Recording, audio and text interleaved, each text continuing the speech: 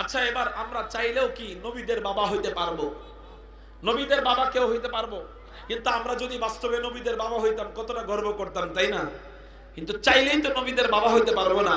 আমি বলবো নবীদের বাবা হইতে পারবো না ঠিক, কিন্তু নবীর একদম কাছের ব্যক্তি যারা ওয়ারিস, এদের বাবা হইতে পারবো। ঠিক না ভাই? ঠিক।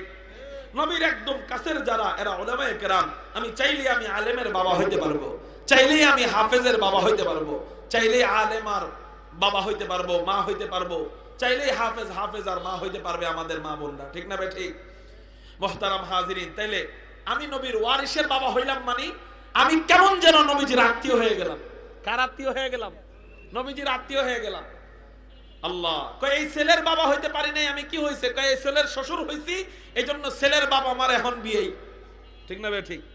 ছেলের বাপ হইতে পারি নাই, আমার সব মেয়ে, কিন্তু এই মেয়েকে এই ছেলের সাথে বিয়ে দিয়ে এখন আমি ছেলের শ্বশুর, এখন ওই ছেলের বাপ আমার আত্মীয়।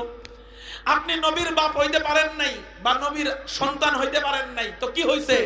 আপনি নবীর একজন ওয়ারিসের বাপ হন, তো কেমন যেন নবীজি আপনার আত্মীয় হয়ে গেল।